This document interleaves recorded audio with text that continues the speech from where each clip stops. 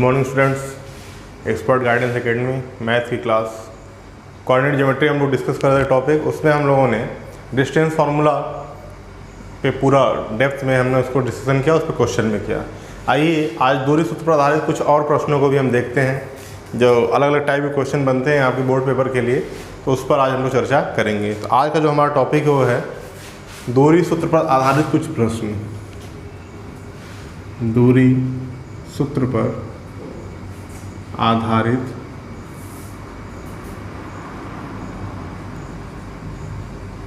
कुछ प्रश्न। इसमें जो हमारा पहला टॉपिक होगा वो होगा संरेखी, है ना, बिंदुओं पर आधारित प्रश्न। संरेखी बिंदुओं पर आधारित प्रश्न। कोलिनियर पॉइंट्स, है ना, कोलिनियर पॉइंट्स पर बेस्ड जो क्वेश्चन होंगे आप आज हम लोग उसके बारे में चर्चा करेंगे। वैसे आपको 3 पॉइंट्स दे देता है क्वेश्चन, मैं बता दूं पहले, और ये आपको प्रूव करना होता है, मतलब ये बताइए कि ये संरेखी है या नहीं, और कैसे बताना है आपको, दूरी सूत्र की सहायता से, है ना। ठीक, तो सबसे पहले हम देखते हैं क्या उसका लॉजिक है, क्या कॉन्सेप्ट है, उसके बाद उस पर बेस हम लोग एक एग्जाम्पल सॉल्व करेंगे। तो आइए देखते हैं। इस टाइप बहुत सारे क्वेश्चन आपके एग्जाम में पूछता है ना। तो सबसे पहले यदि मान लीजिए आपको, यदि तीन बिंदु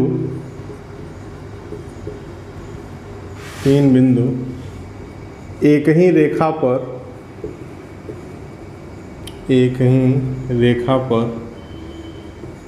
स्थित, यदि 3 बिंदु एक ही रेखा पर स्थित हो तो वे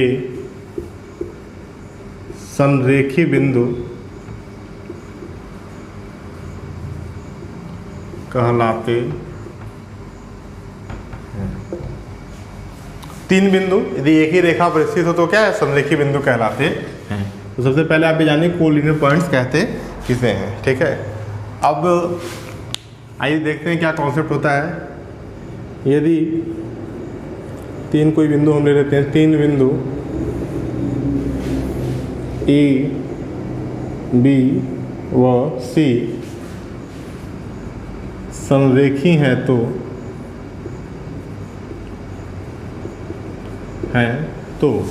सबसे पहले हम क्या करते हैं, इनके बीच की दूरियों को ज्ञात करते हैं, है ना। तो देखिए जैसे मान लीजिए क्या है, ए, बी और सी। सबसे पहले आपको क्या ज्ञात करना है, ए बी, फिर बी सी और देन ए टू सी, है ना। तो हम क्या करते हैं, तो यदि 3 बिंदु ए बी व सी संरेखी हैं तो सबसे पहले हम ए बी, बी सी व ए सी, ठीक है, की लंबाई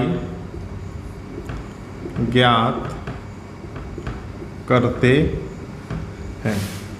आपने क्या कर लिया, तीनों लंबाई ज्ञात कर ली, है ना। ए टू बी निकाल लिया, और किससे निकालेंगे, तो वहीं जो हमारा डिस्टेंस फॉर्मूला होता है, D equal to under x2 माइनस x1 का square plus y2 minus y1 का स्क्वायर। इसी फार्मूले का यूज करके हम क्या करेंगे, डिस्टेंस निकालेंगे, और ए बी और सी कोऑर्डिनेट आपको गिवन होंगे क्वेश्चन में, है ना। ठीक, तो सबसे पहले हम क्या करते हैं, ए बी और सी की लंबाई ज्ञात कर लेते हैं।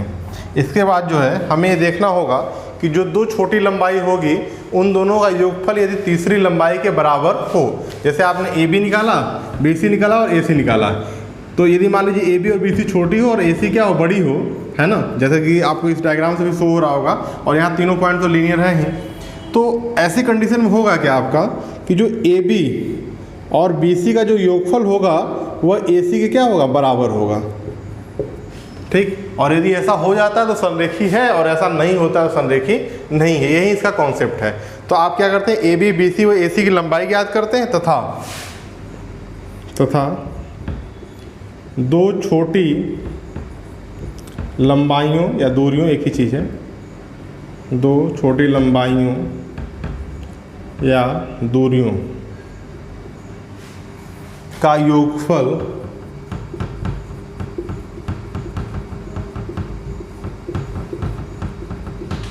तीसरी लंबाई के बराबर दर्शाते हैं। ठीक, अब यदि हमें मालूम ना हो कौन सा छोटा है तो भाई 3 कंडीशन यहाँ पे आपके बन सकते हैं।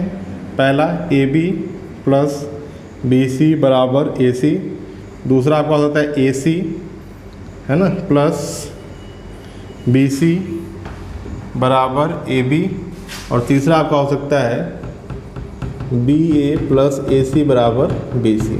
तो कुल मिला के इन तीनों में से कोई एक कंडीशन आपकी सेटिस्फाई होनी चाहिए, है ना।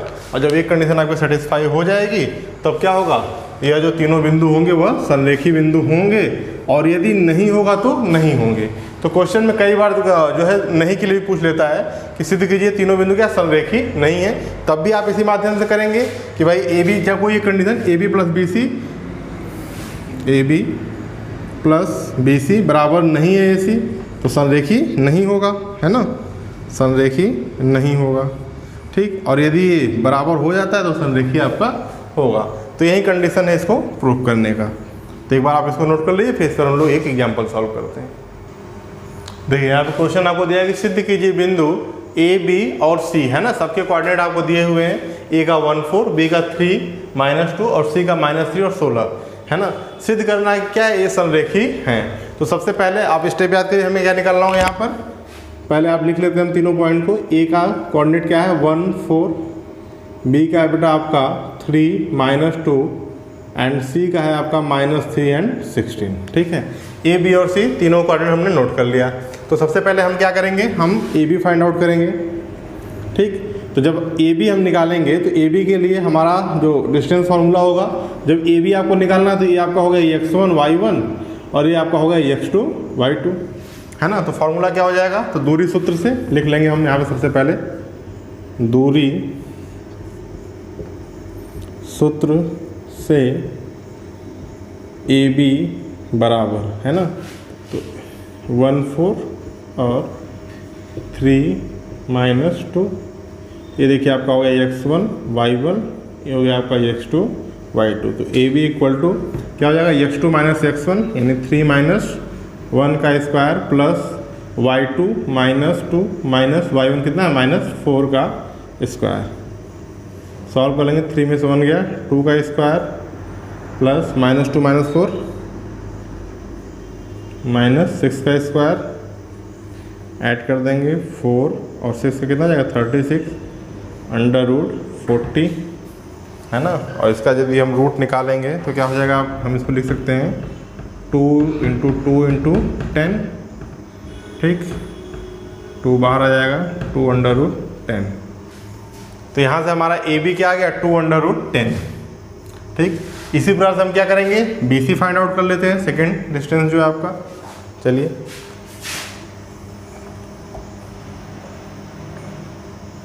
BC इक्वल टू फिर दूरी सूत्र। अब BC के लिए हमें पॉइंट B और C लेना होगा, है ना। तो B का कोऑर्डिनेट क्या है 3 -2 और C का है आपका -3 एंड 16। ठीक, चलिए BC निकाल लेते हैं। BC इक्वल टू फिर वही दूरी सूत्र से अंडर रूट। तो यहाँ पर देखिए ये x1 y1 और ये x2 y2। तो पहला क्या हो जाएगा x2 - x1, तो x2 - x1 क्या हो जाएगा आपका -3 एंड -3 का square plus y2 - y1 16 minus, तो माइनस प्लस 2 का स्क्वायर। 3 में से 3 चला गया, सॉरी ये -3 - 3 कितना हो जाएगा आपका -6 का स्क्वायर प्लस 18 का स्क्वायर। फिर देखिए ये हो जाएगा आपका 36 और 18 का स्क्वायर कितना हो जाएगा आपका 18।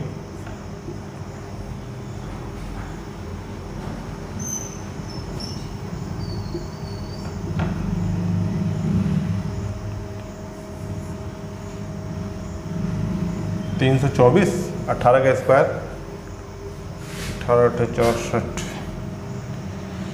324, इनको ऐड कर लेंगे तो 6, देखिए ये हो गया आपका 360, है ना। 4 6 10 2 3 5 एंड 6 एंड 3 360 आ गया। इसका यदि हम रूट लेंगे क्या हो जाएगा 6 × 6 × 10, है ना। तो यहाँ 6 बाद 6√10 आपको मिल गया क्या BC। इसी तरीके से हमें क्या निकालना होगा AC निकालना होगा। चलिए AC फाइंड आउट कर लेते हैं, है ना। यहाँ यहीं पे कर लेते हैं। तो ए का कोऑर्डिनेट क्या है आपका 1 4 एंड सी है आपका -3 16। ठीक, तो ए सी इक्वल टू हो जाएगा बेटा आपका, ये आपका हो गया अब x1 y1 ये हो जाएगा, x2 y2 ये हो जाएगा। तो x2 - x1 यानी -3 -1 का स्क्वायर प्लस y2 16 - 4 का स्क्वायर, ये हो जाएगा आपका -3 -1 -4 का स्क्वायर और 16 4 गया 12 का स्क्वायर, ये हो जाएगा आपका √16 + 12 का स्क्वायर कितना हो जाएगा 144। ऐड कर देंगे 4 6 10 5 4 1 5 6 160। इसको हम लोग लिख सकते हैं 4√10, है ना। तो यहाँ से आपका आ गया क्या 4√10। अब देखिए क्या ऐसा हो रहा है, तो सबसे बड़ी दूरी कौन सी है आपके यहाँ पर 6√10, है ना, ये सबसे बड़ा है। और छोटे कौन कौन हो गए, ये दोनों हो गए। तो क्या इन दोनों का योगफल उसके बराबर है? यदि है तब तो संरेखी होंगे। तो यहाँ पर क्या मिला आपको, देखिए, तो देख के भी लग रहा है ना 4 और 2 जुड़ेगा 6√10 आ जाएगा, यानी AB + AC = BC। ठीक, अतः दिए गए बिंदु क्या संरेखी है। इस प्रकार से आप करेंगे। देखिए लीनियर जो है ये दूरी सूत्र से अभी हमने सिद्ध किया। जब हम आपको एरिया ऑफ ट्रायंगल पढ़ा देंगे, त्रिभुज का जो सूत्र होता है ना, त्रिभुज क्षेत्रफल का सूत्र, वो भी कोऑर्डिनेट ज्योमेट्री में नेक्स्ट टॉपिक है, तो वहाँ से भी हम संरेखी बिंदु प्रूव कर लेते हैं, है ना। यदि त्रिभुज क्षेत्रफल हमारा 0 आता है तो तीनों बिंदु क्या हो जाते हैं, संरेखी हो जाते हैं। लेकिन वहाँ पर जब ट्रायंगल दिया होगा तब उसका इस्तेमाल करेंगे, नहीं तो आपको यही बिंदु दूरी सूत्र से ही निकालना होगा। तो इस प्रकार देखिए एक इंपॉर्टेंट टॉपिक है आपके चैप्टर का। 2 से 3 नंबर का प्रश्न इससे हर साल एग्जाम में पूछता है ना। कई बार 2 नंबर में, अगर छोटे कैलकुलेशन होंगे तो, बड़े कैलकुलेशन होने पे 3 नंबर का प्रश्न आता है कि सिद्ध कीजिए 3 बिंदु क्या संरेखी हैं या नहीं है। तो इस क्वेश्चन को आप नोट कर लीजिए। आइए दूरी सूत्र की सहायता से जो एक और भी नेक्स्ट टाइप का जो क्वेश्चन बनता है, समदूरस्थ बिंदुओं पर आधारित प्रश्न, है ना। इसके बहुत सारे क्वेश्चन कई बार एग्जामों में पूछे गए। समदूरस्थ बिंदुओं पर आधारित प्रश्न। तो पहले इसके कॉन्सेप्ट को समझेंगे, फिर इस पे जो है एक एग्जाम्पल हम लोग सॉल्व करके देखेंगे। तो समदूरस्थ बिंदुओं पर आधारित प्रश्न कैसे पूछा जाता है, जैसे मान लीजिए कोई एक पॉइंट है x, है ना, और यह बिंदु A व B से क्या है समदूरस्थ है। समदूरस्थ मतलब समान दूरी पर स्थित है। कोई एक पॉइंट है x जो point A and point B से क्या है समदूरस्थ है। तो इसको कैसे सॉल्व करेंगे, तो सबसे पहले आपको क्या निकालना होगा, x से A की दूरी और x से B की दूरी। यदि XA बराबर आपका क्या है XB है, तब तो पॉइंट x क्या है, दोनों बिंदु समदूरस्थ है, और यदि बराबर नहीं तो समदूरस्थ नहीं है। यही इसका कॉन्सेप्ट होता है ना। तो समदूरस्थ के लिए, समदूरस्थ होने के लिए, समदूरस्थ होने के लिए XA बराबर XB होना चाहिए। ठीक, यदि x जो है, यदि x बिंदु A व B से समान दूरी पर स्थित है तो समदूरस्थ होने के लिए x के बराबर XB होना चाहिए, है ना। तो ये जब होगा तभी वो समदूरस्थ होंगे, नहीं तो नहीं होंगे। तो इस टाइप का क्वेश्चन आता है, इसको नोट कर लीजिए, फिर इस पर हम लोग एक एग्जाम्पल करते हैं। देखिए क्वेश्चन आपको दिया कि y अक्ष पर वह बिंदु ज्ञात कीजिए जो A तथा B से क्या है समदूरस्थ है ना। तो आइए सबसे पहले देखिए बिंदु कहाँ पर है, y अक्ष पर है ना। यदि ये आपका कोऑर्डिनेट है x axis, a y axis, जब कोई भी बिंदु यदि y अक्ष पर होगा, है ना, y अक्ष मतलब यहाँ से यहाँ तक के बीच में, यहाँ भी हो सकता है, यहाँ भी हो सकता है, यहाँ भी कहीं पर भी होगा, तो उसके लिए x की वैल्यू क्या होगी। तो आप जानते हैं इस पूरे लाइन पर x की वैल्यू क्या होती है, 0 होती है ना। x की वैल्यू क्या होगी, y अक्ष पर 0। कोई बिंदु x अक्ष पर तो y की वैल्यू उसके लिए क्या हो जाएगी, 0 हो जाएगी। तो सबसे पहले आप लिख लेंगे कि बिंदु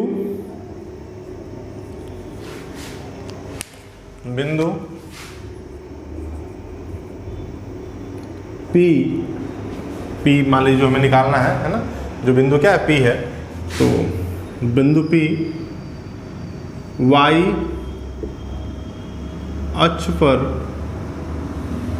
स्थित है।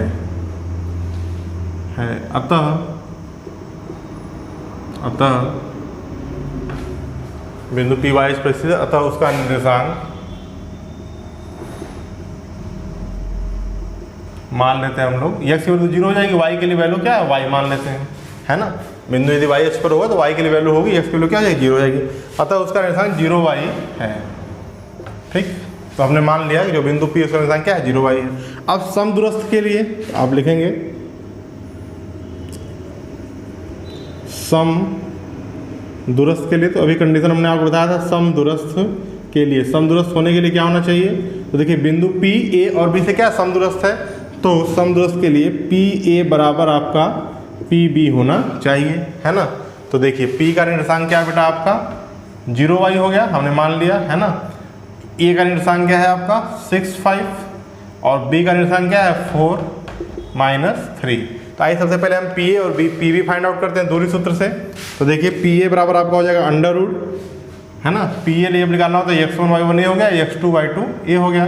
तो x2 - x1 यानी 6 - 0 का square plus y2 - y1 5 - y का स्क्वायर इक्वल टू, फिर जब पी बी हम निकालेंगे तो ये x1 y1 हो गया, आपका x2 y2 ये हो जाएगा, है ना। तो देखिए फिर आपका क्या हो जाएगा x2 - x1 यानी 4 - 0 का square plus y2 - y1 -3 - y का स्क्वायर। ठीक, यहाँ से आपको ये कंडीशन मिल गई। अब क्या करिए, दोनों पक्षों का आप वर्ग कर दीजिए, दोनों पक्षों का वर्ग करने पर जैसे हमने दोनों पक्षों का वर्ग कर दिया तो करनी क्या हो गई, अपने आप गायब हो गया, रूट खत्म हो गया। और 6 - 0 क्या हो जाएगा आपका 6 स्क्वायर प्लस 5 - y का होल स्क्वायर बराबर, यहाँ देखिए 4 का स्क्वायर प्लस -3 - y का स्क्वायर, है ना। इसको सॉल्व कर लेंगे तो यहाँ पर आपका आ जाएगा क्या है 36 plus 5 - y square, a - b का होल स्क्वायर क्या होता है, a का स्क्वायर यानी 5 का स्क्वायर 25 प्लस b का स्क्वायर -2 × ab, तो कितना हो जाएगा 10y। तो इधर कर लेंगे इक्वल टू 4 का स्क्वायर 16 प्लस a - b का होल स्क्वायर यानी -3 का स्क्वायर कितना हो जाएगा 9 और फिर प्लस y का स्क्वायर -2ab होगा, यहाँ पर देखिए -3 है a की जगह, तो ये हो जाएगा फिर आपका क्या प्लस 6y, है ना। अब इसको हम क्या करें, एक तरफ करके सॉल्व करके y की वैल्यू यहाँ से हम लोग फाइंड आउट कर लेंगे, है ना। तो देखिए ये 36 और 25 आपस में ऐड हो जाएंगे